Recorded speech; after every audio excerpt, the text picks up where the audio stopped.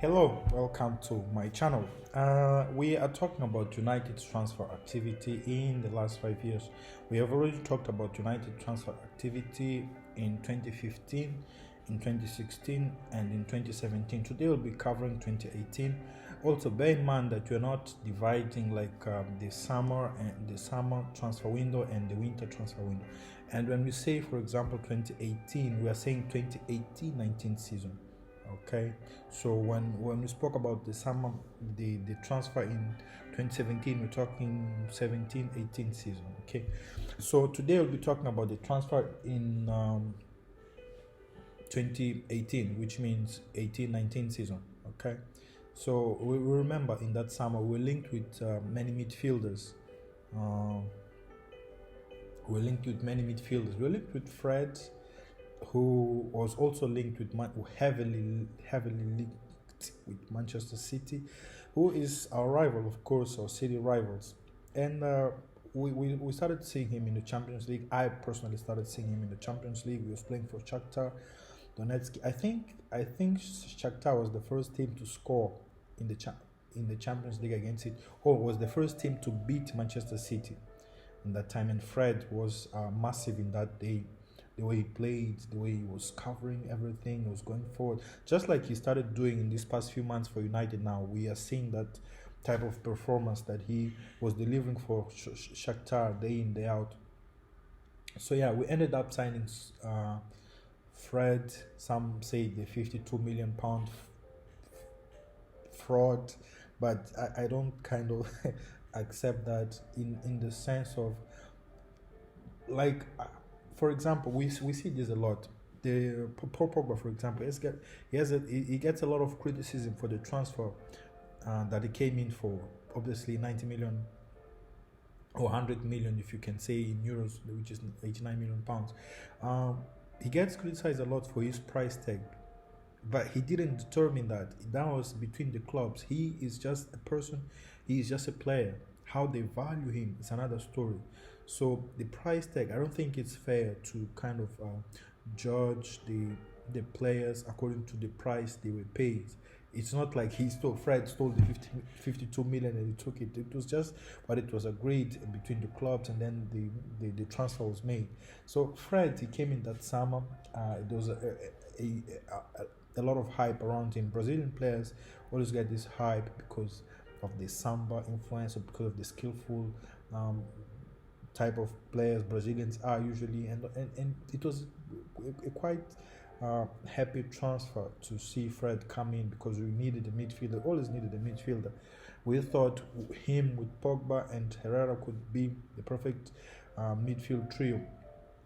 What we never really seemed to understand was the fact that Mourinho wants to play 4-2-3-1 and not 4-3-3 as we like. We like the idea of playing 4-2-3 as a number 6, and then two number 8s, we can call them that. Two number 8s, you can go and create, you can cover ground, you can create the play, control the tempo. We like the idea of midfielders who can do that, and we thought Fred could just come in and to the Premier League, to Manchester United, and be that pair that Paul Pogba needed to kind of flourish. Because we saw a year before the 2018, we saw a year of frustration with Pogba, because he couldn't live up to the expectations. But one thing that he said, and I still agree with him, and Jose Mourinho also said this, that people expect, we as a fan club, we expect him to defend, to attack, to control the tempo, create assists, and do all those things. To be number 6, number 8, and number 10 all in the same player. We do expect that from Pogba, and this is completely unfair, because he can't play all those roles at the same time. Yes, he can be a number 6, not a very good one, because he is not very disciplined in the sense of, he's not like Matic, who just gonna sit there and screen everything. He likes to dribble, he likes to play, that's the kind of player that he is, and we should have seen this when we signed him. So yeah, and then we thought when Fred came in that Pogba would be this type of player.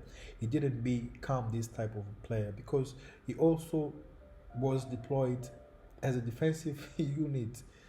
He was played there. We saw a few times that Mourinho played 4-3-3, but in in reality, it wasn't a 4-2-3.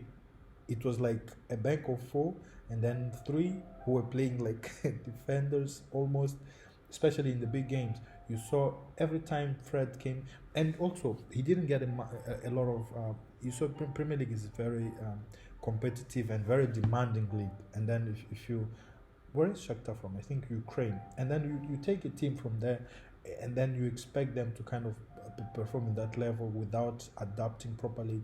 It's quite difficult. So we saw Fred come in. It was disappointing, um, disappointing performance, disappointing unit to be integrated in the 11. And we also saw Diego Dalot. Diego Dalot was regarded this morning as one of the best young fullbacks because of, and we all only saw a few performances from him when we played for Porto. He played left back because the main left back was injured at the time. He played left back. He can play right back. Sometimes with some of our managers, he's been deployed as a wing back. Sometimes as a forward, as a right winger. So he's been deployed by many managers. I say many. I'm talking about two in different positions. But Jose Mourinho at the time regarded him as one of the best young fullbacks at the time. That was before the emergence of Trent. Trent had not emerged yet, not in that regard at least. And then we saw Lee Grant, third choice goalkeeper, being signed. That was so we could send Joel Pereira on loan. He ended up going to Portugal to play in the Portuguese league. So these were the transfers. These were the transfers in a season where we really needed to strengthen our midfield. We always since who left? Who was playing a right wing? Since ages, even after even after our manager Sir Alex Ferguson left, we needed a right winger, a proper right winger. We never had one. Antonio Valencia couldn't live up to it, so we always needed a right winger. We never had one. In the left, we saw sometimes, and bear in mind that this was after we signed. No, it wasn't after. We ended up then. This was after we signed Alexis Sanchez. And Sanchez could play. We signed him in the winter, so Sanchez could play left, could play central in that number 9 position. It wasn't like a typical number 9, but he could play there. So even then we had Rashford playing on the left. Martial likes to play on the left.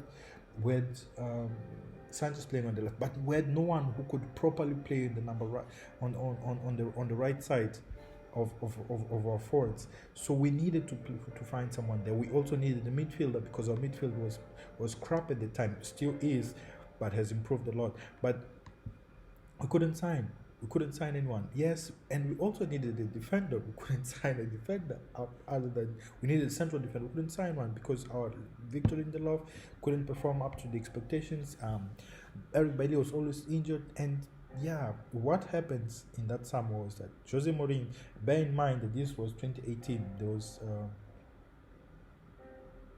there was the World Cup in 2018. There was the World Cup, and then we saw someone performing well. His name was Diego Godin.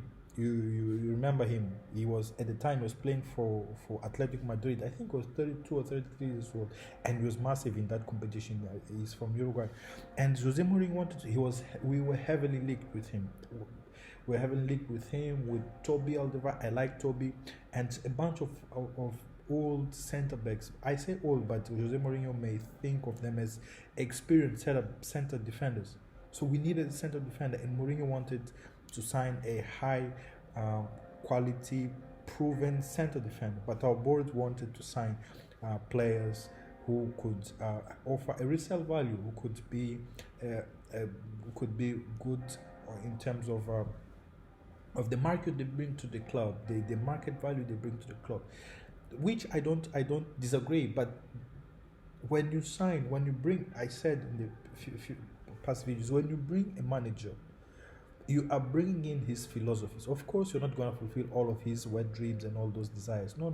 You're going to be able to say firmly, here is where we are going as a club. This is the direction of the club. and this is where we want to go. So if he doesn't fulfill that vision of the club, don't bring him in. But if you bring him in, if you choose to bring him in, give him the tools to perform. Give him the tools to be the manager and have the kind of players that he needs to fulfill his desire, to fulfill his mentality, his philosophies. Give him the tools. If you don't give him the tools, he's gonna fail ultimately. No matter, even if you bring who is the best manager, you can say Klopp or Guardiola. Even if you bring those players, if those coaches, if you don't give them the tools, they're not gonna perform not as very well. They're not gonna be effective. So if you were to rate, this was the worst transfer window I think in the last 5 years. In my opinion, the worst transfer windows in the last 5 years. So I'll give Fred a 6. I'll give Lee Grant hardly played. Just give him a 5. It's not his fault. It's just third choice goalkeeper. And Dalot a 5 too. He has been unlucky with injuries. He never gets enough chances. And yeah. So if I were to rate, I would say 6 to Fred, 5 to Dalot, and 5 to Lee Grant. So this was my rating. Let me know how do you think this transfer was. Comment below. Let me know how you think. And if I was unfair to any of the transfers, let me know too. So take care and see you in the next one. God bless you. Bye.